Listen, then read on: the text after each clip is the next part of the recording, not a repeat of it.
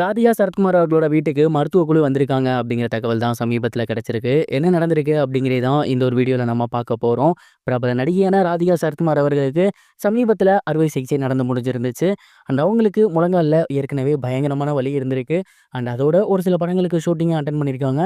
இதனால ரொம்பவே முடியாமல் போகவே அவங்களுக்கு சமீபத்தில் அறுவை சிகிச்சை நடந்து முடிஞ்சிருக்கு. அண்ட் அது நல்லபடியாக நடந்து முடிஞ்சிருக்கு அப்படின்னும் அந்த டைமில் அவங்களோட ஹஸ்பண்ட் தான் அவங்க கூடவே இருந்து பார்த்துக்கிட்டாங்க அப்படிங்கிறதையும் ராதிகா சரத்குமார் அவர்களே ரொம்பவே எமோஷனலாக அவங்களோட சோசியல் மீடியா பேஜில் ஷேர் பண்ணியிருந்தாங்க. தொடர்ந்து அவங்கள பற்றி ஏராளமான விஷயங்கள் வெளியே வந்துட்டு இருக்கு. அந்த வகையில் சமீபத்தில் தெரிய வந்திருக்கிறது என்ன அப்படின்னா, ஆக்டர் சரத்குமார் அவர்கள் இருக்கார் இல்லையா, அவங்க ராதிகாக்க முடியாமல் போயிருச்சு, இந்த மாதிரி ஆப்ரேஷன் பண்ணணும் அப்படிங்கிறது தெரிஞ்ச உடனேயே அன்னையிலேருந்து அவரோட அரசியல் வேலைகளையும் சரி, சினிமா படங்களையும் சரி இரண்டையுமே அப்படியே ஸ்டாப் பண்ணிட்டு நேரடியாக இவங்க பக்கத்துலேயே இருந்து ஆப்ரேஷன் நல்லபடியாக முடிச்சு இப்போ அவங்க வீட்டுக்கு வர வரைக்குமே கூடவே இருந்திருக்காரு. அண்ட் இதனால் ஏகப்பட்ட ஒர்க்ஸ் வந்து பெண்டிங் ஆகிருச்சு. ஸோ இதுக்கப்புறம் அவர் கூட இருக்கிறது ரொம்பவே கஷ்டம். அதே மாதிரி வரலட்சுமி சரத்குமாருமே பார்த்தீங்கன்னா இப்போ ஏகப்பட்ட படங்கள் பண்ணி வந்துட்டு இருக்காங்க. அவங்களும் கூட இருந்து பண்ணுறது அப்படிங்கிறது ரொம்பவே கஷ்டம்.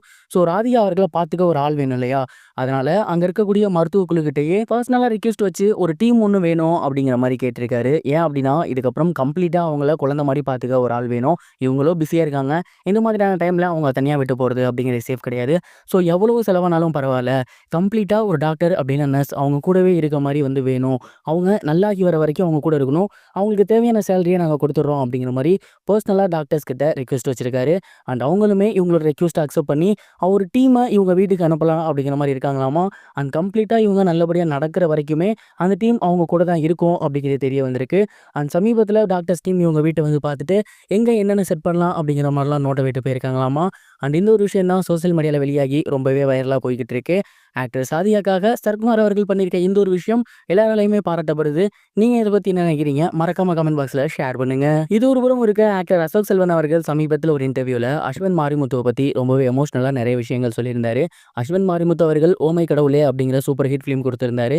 அதை தொடர்ந்து சமீபத்தில் டிராகன் அப்படிங்கிற படம் கொடுத்திருந்தாரு. அந்த படமுமே 150 கோடி வசூல் பெற்று மிகப்பெரிய வெற்றி பெற்றிருக்கு. இந்த ஒரு நிலையில் அவர் ரொம்பவே சூப்பரான ஒரு ஆள், எல்லாருக்குமே அவரை பிடிக்கும், ரொம்ப ஈஸியாக வந்துட்டார்னு நிறைய பேர் நினைக்கிறாங்க. ஆனால் அப்படிலாம் கிடையாதுன்னு அஸ்வன் மாரிமுத்து சொல்லியிருந்தாரு. குறிப்பாக ஓமை கடவுளே ரொம்ப ரொம்ப கம்மியான பட்ஜெட்டில் எடுக்கப்பட்ட படம். அந்த ஒரு படத்தப்போ நாங்கள் ரொம்ப சின்ன ஹோட்டல் தான் புக் பண்ணியிருந்தோம். அங்கே சரியாக பாத்ரூம் கூட க்ளீனிங்காக இல்லை, ரூம் பாயும் அந்த இடத்துல இல்லை. உடனடியாக ஹீரோயின் வந்து அந்த ரெஸ்ட் ரூம் யூஸ் பண்ணோம் அப்படிங்கிறதுக்காக அஸ்வந்தே போயிட்டு அந்த பாத்ரூமை கழுவிட்டார்.